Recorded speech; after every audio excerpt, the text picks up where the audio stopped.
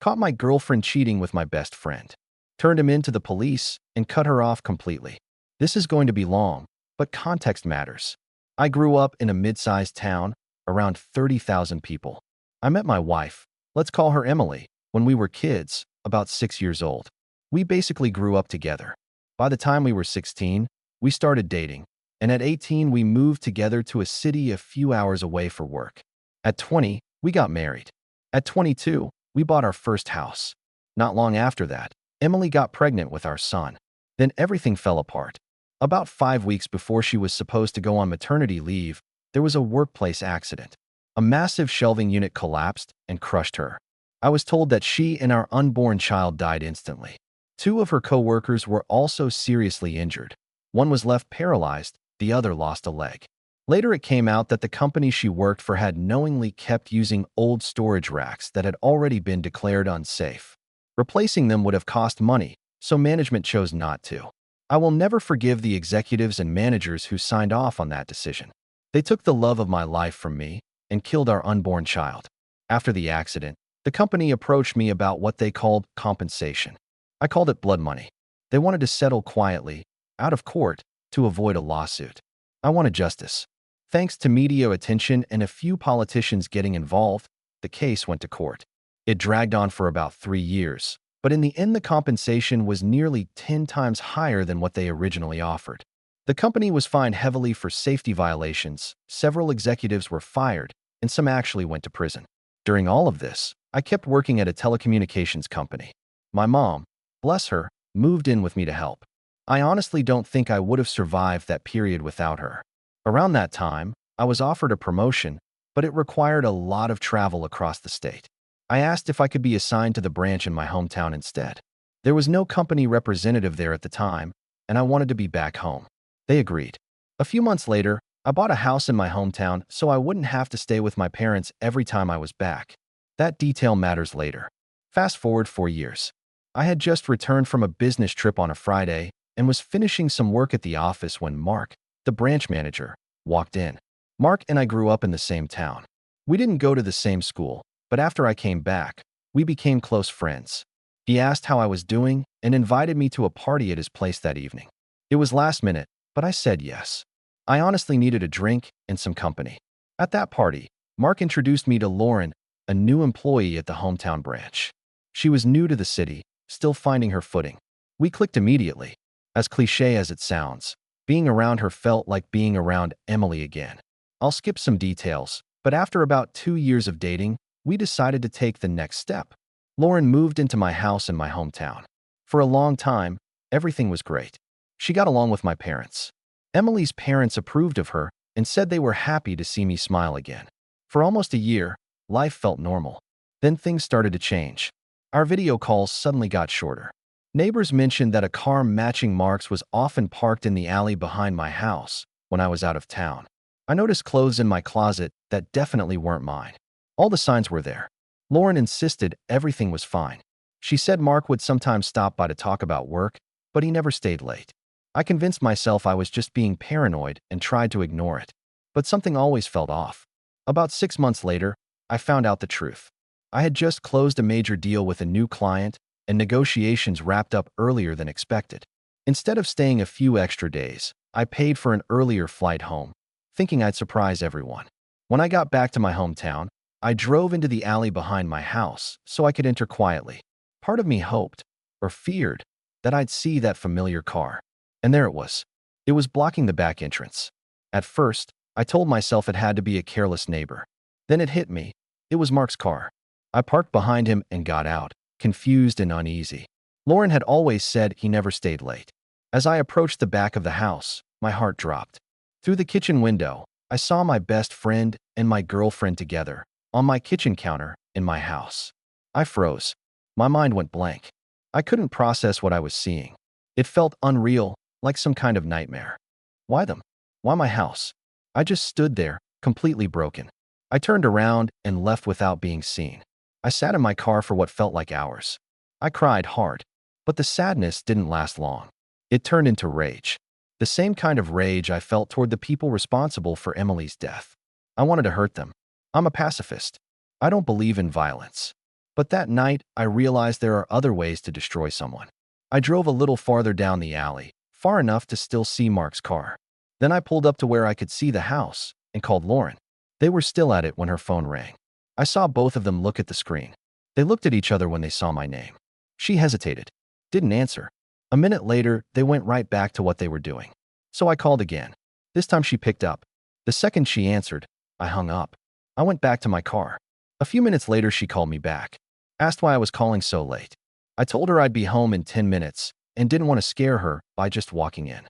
She sounded shocked. Tried to play it cool. Said she was happy I was coming home. The call ended quickly after she said she was going to change. Within minutes, Mark came flying out the gate, half-dressed, jumped into his car, and sped off like the cops were chasing him. I actually smiled. The fear on their faces when they thought they'd been caught? That was step one.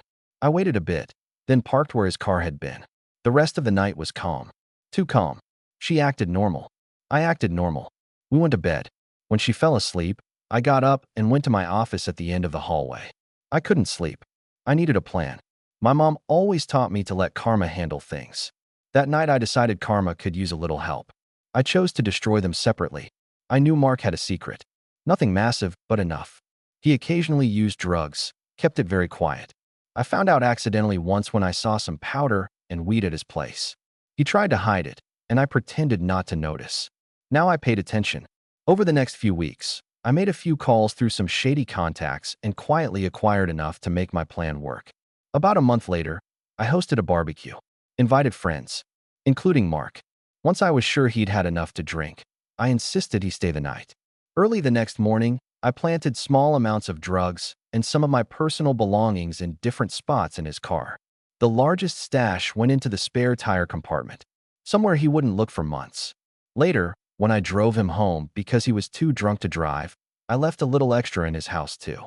A few days after that, I staged a break-in at my own place, smashed the back kitchen door window, and left it open before heading to the airport for a work trip. When I landed, my phone was blowing up. One message from my mom, terrified, saying she found the broken door and called the police. One from Lauren, crying. One from local PD, asking me to call back. I told them I was out of town and would return next week to talk in person. While I was away, I asked Lauren to stay at my parents' place. I also had my dad arrange for a local security company to install cameras and an alarm system. When I got back, I played the role perfectly. Wow, I can't believe this happened. Who would even do this? After the police checked the house and confirmed that some of my personal items were missing, the ones I had planted, I filed the official report. I had the security company come back and explain the system to both of us. Then came the question I'd been waiting for. What if we're doing something private and don't want it recorded? Lauren looked slightly embarrassed asking it. I knew exactly why she was asking.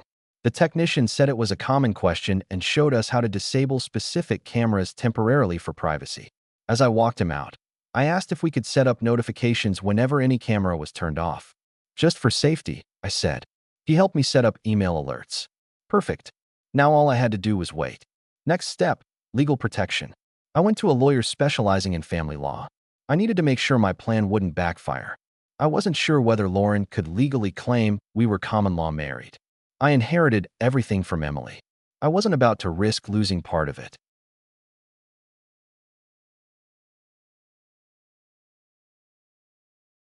Thankfully, the lawyer confirmed that although we'd been together almost 4 years, we hadn't lived together long enough under state law to qualify as common law spouses. I paid all the bills. She didn't pay rent. She had no legal claim. Still, he drafted an airtight document just in case. The following week, my company offered me another promotion, this time back in the city. I'd be leading a team. Less travel. One location. The move would take about 6 weeks. More than enough time to collect what I needed. The next week, back in my hometown, I continued phase 2. I asked Mark to approve a week of vacation for Lauren in 2 weeks. I told him I wanted to surprise her, send her and a couple of friends on a little getaway. He had no idea he was approving the beginning of the end. Before taking what would be the most important step of his life for the second time, Mark jumped up and hugged me hard, congratulating me on being ready to move forward again. I hugged him back. Not the way he thought I was hugging him. He approved the vacation week without hesitation. I asked him not to tell anyone. I said I wanted it to be a big surprise. I knew rumors would spread around the office anyway, but that was part of the plan. That same evening, I told Lauren I'd booked her and two of her friends a week at a luxury spa resort. All expenses paid. No questions asked. Just pick two friends and get ready for the biggest surprise of your life when she gets back. She screamed with excitement like a kid being told the candy store was now hers. I also told her that the following week I'd be in town preparing for meetings with a major client, then flying out and not returning until Monday, the same day she'd be leaving. She seemed a little disappointed, but I reassured her it would all be worth it. What I didn't tell her was that I had taken a 2-week vacation on the opposite side of the country, partly to prepare myself mentally for the storm that would hit the moment she boarded that plane, and partly to enjoy the first stage of my freedom. 2 weeks later, on Sunday night, I came back and drove past the house. Of course, Mark's car was there, just like the first night I caught them. I parked farther down the street and checked the cameras. They were asleep in my bed. No surprises there, especially considering I had 2 weeks' worth of recorded footage of them together. I made my first call to the police. I told them I was a concerned neighbor and that there was a man sitting in a car in the alley behind my house, occasionally passing things through the windows of other cars, watching houses, and that I was worried he was either dealing drugs or casing homes. I gave them the license plate and description. They said someone would be there shortly. Then I called Lauren and told her I'd be home in 10 minutes. I said I knew she was flying out tomorrow, but I desperately wanted to surprise her. Watching the footage later, I actually laughed at the chaos that followed, and I'm amazed I didn't hear it all from the street. Seconds later, Mark came sprinting out the back door half-naked toward his car. I couldn't have planned it better. As Mark sped away, one of the police cars passed right by me, saw him driving recklessly, and immediately gave chase. After I parked, I greeted a very shaken Lauren. We went through the usual routine. She eventually fell asleep. I didn't. The next morning, a taxi picked her and her friends up for their trip. Once they were gone, I waited a few hours and moved on to the next phase. I called a friend who works in logistics and asked if he could help me pack and move some things on Friday. I told him some boxes needed to go to a storage unit. He agreed. I started packing Lauren's things. Later that day, the police called and asked me to come in and identify some items recovered from a suspect the night before, items matching the stolen property I'd reported. I smiled and said I'd be right there. Not everything had been found yet. Some of it was still at his house, but at that point the entire town was already talking. In a small town, nothing stays quiet. Mark was disgraced and fired immediately for possession of illegal substances and stolen property. Corporate management issued me a formal apology. That evening, I went to my parents' house and told them, and Emily's parents, what had happened. I skipped a few details, but told them I was moving back to the city after a promotion and that Lauren was no longer in my life. They were upset I hadn't told them sooner, but proud that I handled it without sinking to their level. After a few drinks, laughter, and tears, I went home. Friday afternoon, after an exhausting week of arranging cleaners, preparing the house to be rented out, and wrapping things up at the hometown office, I packed my car and stopped by my parents' place to say goodbye. Before leaving town, I made one last stop at Megan's. Megan had been one of Emily's closest childhood friends. She was the only person who knew everything, except the details involving Mark. Without her help, I couldn't have organized things so quickly. I handed her a large envelope containing all the evidence of Lauren's affair, along with a letter and legal documents from my lawyer. The documents stated that Lauren was not to contact me and explained how she could retrieve her belongings from the storage unit I'd rented. I left town. Sunday morning, I woke up to dozens of missed calls, voicemails, and messages. Lauren had come back early after hearing something was going on in town. She found an empty house with a for rent sign out front. Panicking, she went to my parents' house. They refused to open the door. She started calling everyone she knew until she finally reached Megan and learned there was a package waiting for her. Apparently, she didn't take it well. Judging by the angry messages accusing me of setting Mark up, I was briefly worried she might show up at my new place. She never did. So, to answer the most common questions people ask me, what happened to Mark? He's facing several months in jail, possibly less, since it's his first offense. I left out identifying details and changed locations, so this could have happened anywhere. His house already contained enough evidence. I just gave the police a reason to look closer. I don't regret it. He knew me and Emily since childhood. He knew how hard it was for me to survive after her death. What about Lauren? She cared deeply about her image and social standing. Exposure destroyed her reputation. Rumors spread fast. I was told she recently moved to another state because staying in town became unbearable. Was what I did legal? Morally? I'll admit, it was ruthless. Letting her believe everything was perfect, then watching her world collapse was intentional.